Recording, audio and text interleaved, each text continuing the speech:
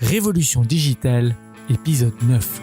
Hey, this is John Lee Dumas of EO Fire, and you're listening to Revolution Digital with François Lambert. Each week, François brings you global business leaders sharing the secrets of their success in French. Francophone entrepreneurs, this is for you. Prepare to ignite. Bienvenue sur Révolution Digitale, le podcast des nouveaux entrepreneurs. Get the top tips from leading global entrepreneurs in French. Chaque semaine, nous parlons avec des entrepreneurs qui ont réussi et partageons leur expérience avec vous. Join the entrepreneur revolution now and get ready to succeed. Et laissez-vous inspirer avec votre hôte, François-Paul Lambert.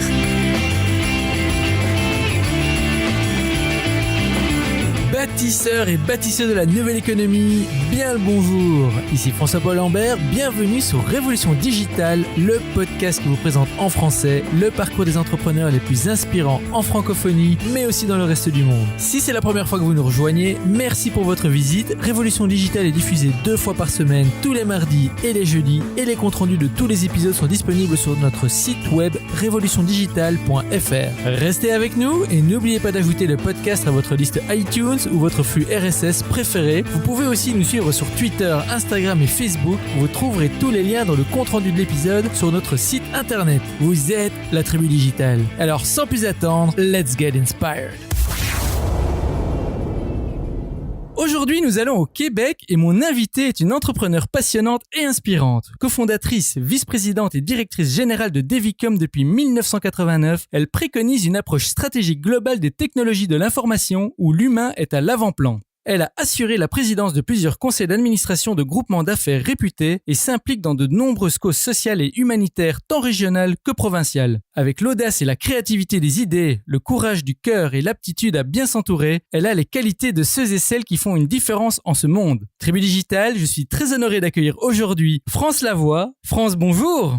Bonjour, c'est un plaisir. Êtes-vous prête à nous inspirer aujourd'hui? On va essayer. Alors France, je viens de donner un petit résumé de qui vous êtes à la Tribu Digitale. Voulez-vous y rajouter quelque chose et est-ce que vous pouvez nous donner un petit aperçu de votre vie personnelle?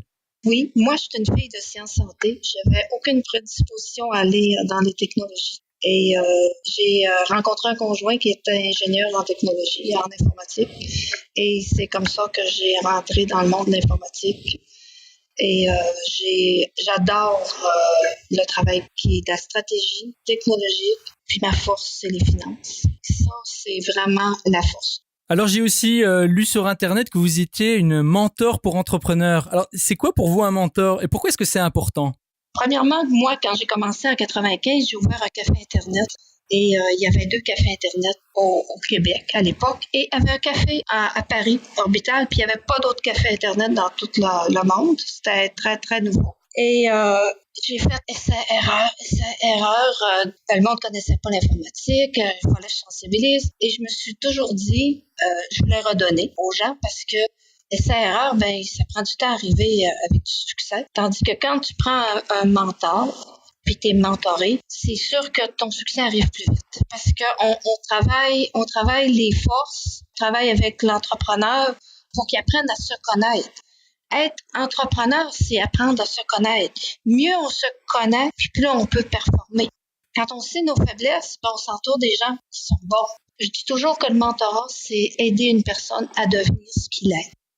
Tribu Digitale, être entrepreneur, c'est apprendre à se connaître. France, ici, est-ce que vous pouvez nous en dire peut-être un peu plus aussi sur votre société Devicom, par exemple? Comment est-ce que vous générez vos revenus et pourquoi est-ce que vous avez choisi ce business model? Je pense que le business model nous a vraiment trouvé tout seul. C'est une entreprise de services conseil dans un premier temps. Et l'entreprise a toujours accompagné des grandes entreprises puis des plus petites entreprises. Notre modèle d'affaires est sur l'innovation. On était dans un centre de recherche d'une grosse entreprise dans les 100 plus grosses au monde. Puis on était là pendant 10 ans. On travaillait avec les chercheurs. On intégrait les technologies des chercheurs avec les PC de l'époque. Et ça nous a fait ouvrir. Fait qu'on a toujours été précurseurs des technologies. Ça fait qu'aujourd'hui, on est vraiment des experts d'intégration de solutions technologiques pour accompagner les PME innovantes dans leurs projets de haute complicité puis à haut risque. C'est vraiment notre force. On n'a pas peur de changer. La seule affaire qui est stable dans mon organisation, c'est le changement. C'est l'innovation. Il faut aller vers l'innovation. On est allé chercher l'Internet, on l'a amené les premiers en région, on a fait des premières vidéoconférences en région, on a été les premiers à installer du NT4 en région, on a été les premiers à ouvrir un café Internet en région. Dernièrement, on vient d'amener le Leafy dans la région ici, le micro-ondes, le WiMAX quand ça a été à jour, le Wi-Fi.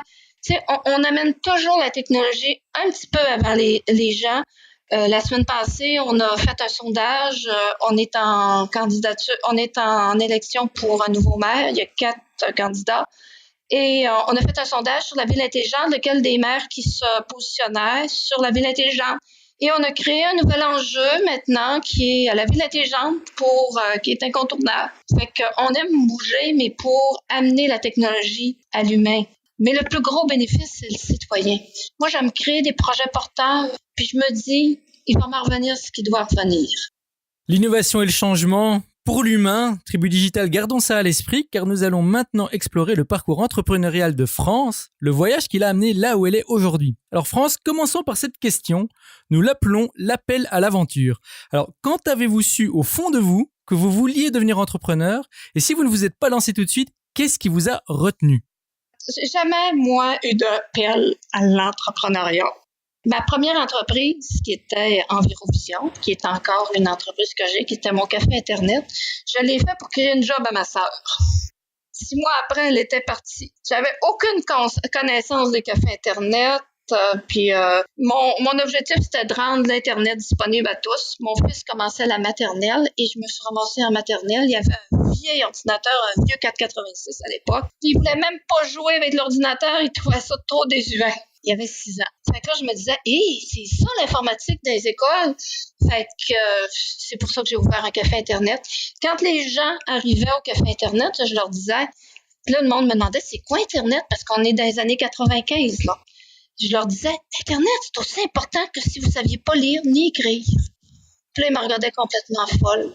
Et là, je leur montrais c'était quoi Internet. On avait des guides, on avait acheté des livres où il y avait des liens Internet parce qu'il y avait même pas d'outils de recherche à l'époque. J'ai eu à peu près tous les médias, les professeurs, tout le monde est venu. J'ai tellement donné de cours de formation dans ce lieu-là. À l'époque, le café Internet a été ouvert jusqu'en 2008. Fait qu'il a été ouvert très, très longtemps. C'était pas rentable du tout. Mais c'était tellement une belle plateforme d'échange. C'était comme un lieu neutre où ce que mes clients de Devicom venaient. Les jeunes venaient, puis on avait ouvert des clairs de lune qu'on appelait. Ils arrivaient à 11h, à 9h le soir avec leur chip, leur liqueur. Fait que je vendais même pas de chip et de liqueur. Fait que vous voyez, j'ai toujours donné à la société. Je suis comme ça. Alors maintenant, France, parlez-nous un peu de votre pire moment en tant qu'entrepreneur. J'ai 2 échecs, mais de 2 manières différentes. Dans un premier temps, il y a eu une première récession qui était en 2008, qui était difficile, faire des mises à pied. Ça, c'était un échec. J'ai pas retiré vraiment de leçons. En 2014, en 2016, moi, j'ai acheté un édifice à Chicoutimi. J'ai fait un projet de 2,2 millions d'investissements.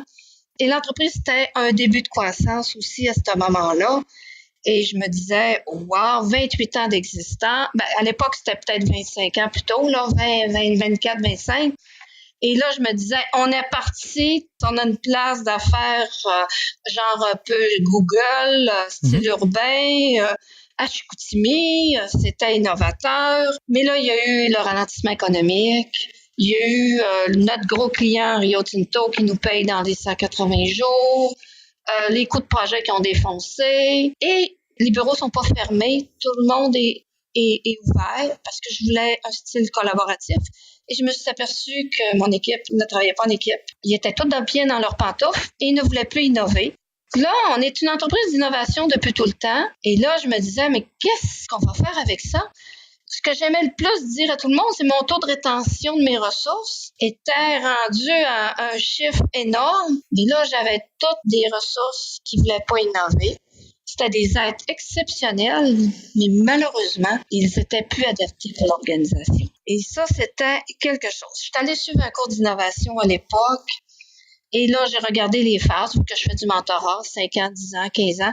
Et là, entre 20 et 25 ans, ça s'appelle la phase de deuil de l'organisation. Puis là, je me disais, je vais-tu y arriver? Fait que là, on a fait des tests psychométriques, on a accompagné nos employés.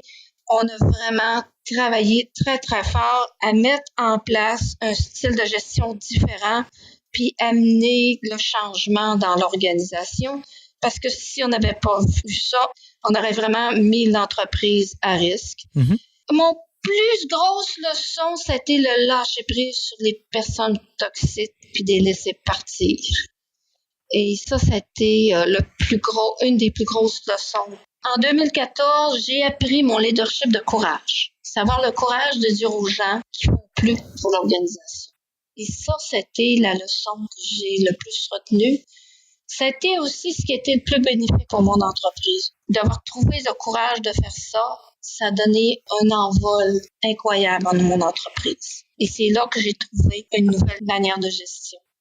Alors France, que s'est-il passé ensuite? Alors vous avez eu ces moments, vous avez compris, vous avez pris vos leçons et vous avez commencé à faire des changements alors.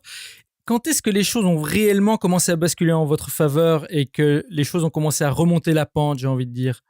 Premièrement, j'ai changé de structure organisationnelle. Je suis allée vers une entreprise libérée. J'ai dit, c'est terminé le mode hiérarchique chez nous. Tous les postes de direction ont été coupés dans l'organisation. Et on est allé vers inspiration mode collaboratif avec la gestion par les cercles. S'il y a un nœud, c'est moi qui gère le nœud. Ils viennent me voir. S'ils sont pas capables dans le cercle, tous ensemble, de travailler à gérer le nœud, ben là, ça monte dans mon bureau. Puis là, on travaille ensemble. C'est quoi que vous auriez pu faire pour défaire le nœud? C'est un mode de coaching, puis c'est un mode collaboratif. C'est vraiment un mode ouvert où tout le monde peut donner sa créativité. Puis faire enfin évoluer des Devicom. Je dis toujours à tout le monde de trouver le cadeau dans le chaos. Fait qu'à toutes les fois qu'il y a soi-disant un désordre, trouver le cadeau dans le chaos. Puis là, mes gens, ils font « Ouais, OK, merci, repartent avec ça. » Tribu Digital, trouver le cadeau dans le chaos.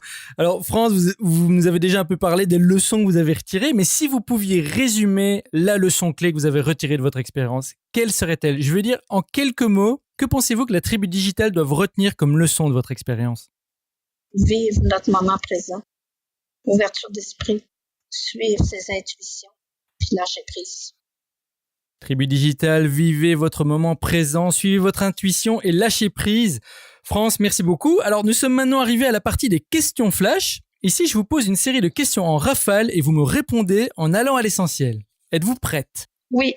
Alors, quelle est votre définition du succès? Le succès, pour moi, c'est être heureux soi-même, être libre, la liberté. À quoi ressemble votre journée type?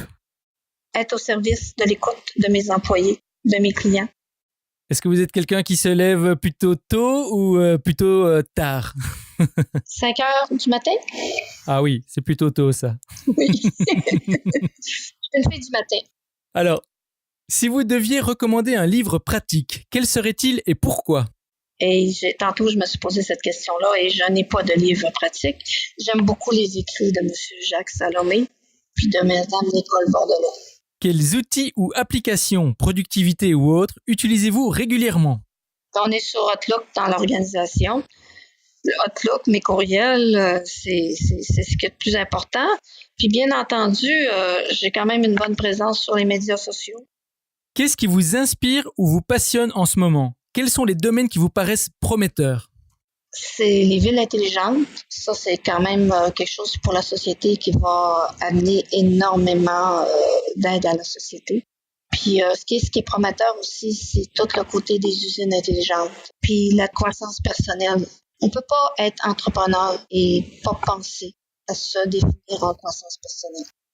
Et la dernière, c'est la question back in time. C'est ma préférée. Imaginons que vous ayez l'opportunité de remonter le temps et vous vous retrouvez face à votre vous de 18 ans. Vous n'avez que 5 minutes avant que le portail temporel ne vous ramène au présent. Avec l'expérience que vous avez maintenant, que vous diriez-vous? D'un point de vue pratique, quel plan ou conseil précis donneriez-vous à votre jeune alter ego pour réussir, qui n'implique pas d'acheter des billets de loto, des paris sportifs ou d'investir en bourse, car ça serait trop facile? Faire confiance à ses intuitions, à savoir s'entourer des meilleurs, se remettre en question, pas avoir peur, rester humble, aimer les gens, la famille, tes amis, tes clients, tes partenaires, de manière inconditionnelle. Tribu Digital, vous l'avez entendu, faites confiance à votre intuition, entourez-vous bien, restez humble. France, nous sommes maintenant arrivés à la fin de l'épisode. Merci vraiment d'avoir généreusement partagé avec vous toutes ces informations. Tribu Digital, j'espère que vous avez bien pris note. Je sais qu'il y en a parmi vous qui hésitent encore à se lancer et j'espère que l'aventure de France vous inspirera à faire le grand saut. Alors à ce titre, France, pour le mot de la fin, que diriez-vous à nos auditeurs de la Tribu Digital qui hésitent encore à se lancer en tant qu'entrepreneur ou qui se sentent bloqués? Si vous aviez un seul conseil à leur donner, quel serait-il? Trouvez votre passion. Cela amène l'énergie pour vaincre toutes les embûches. La persévérance, l'humilité, la transparence, la franchise et l'honnêteté. Tribu Digital, trouvez votre passion. France, vraiment merci, ce fut un plaisir et un honneur de vous avoir parmi nous aujourd'hui. Alors avant de nous quitter, dites-nous comment rester en contact avec vous, sur les réseaux sociaux ou ailleurs. Et si vous avez une annonce à faire, la Tribu Digital vous écoute. Je suis sur tous les réseaux sociaux. Vous tapez France Lavoie, puis Devicom, je suis très visible. Et j'ai pas d'annonce à faire. Je laisse ça gérer cet aspect-là à l'univers. Je me dis que chaque petit bout de chemin que je fais m'amène vers un autre chemin qui est encore plus merveilleux. Puis un autre petit bout de chemin me fait vivre encore une autre belle histoire merveilleuse. Et le parcours avec vous, c'est le fun. J'ai trouvé ça vraiment génial. Ça m'amène à une autre petite histoire différente et je trouve ça génial. Merci. Eh ben nous aussi France, merci beaucoup. Tribu Digital, vous venez d'entendre France Lavoie partager avec vous son expérience et ses conseils. C'est à vous de jouer maintenant. Rejoignez-nous sur revolutiondigital.fr et tapez France dans la barre de recherche. Vous aurez accès à sa page dédiée avec toutes les informations et les références dont nous avons parlé aujourd'hui. Et bien sûr, n'oubliez pas de visiter la page internet de France et de la suivre sur ses réseaux sociaux. France, merci encore d'avoir partagé avec nous votre aventure. Au revoir et je vous retrouve en backstage. Parfait, c'est un grand honneur. Merci beaucoup. Hey Tribu Digital, merci de nous avoir écoutés aujourd'hui. J'espère que vous avez aimé notre entrevue avec France. Venez continuer la discussion avec nous sur Twitter, Instagram, @RevoDigital et Facebook /Révolution Digitale. On vous y attend. N'oubliez pas non plus d'ajouter le podcast à votre liste iTunes ou abonnez-vous directement sur notre site web pour être notifié des prochains épisodes. Vous êtes la Tribu Digital et souvenez-vous, tout semble toujours impossible jusqu'à ce que ce soit fait. Thank you for listening to our guest stories this week. Merci et n'oubliez pas de vous inscrire à notre newsletter pour encore plus de conseils qui vous aident à réussir. We hope you're inspired and ready to move forward with your entrepreneurial dream. À bientôt pour un prochain épisode de Révolution Digitale. Stay inspired!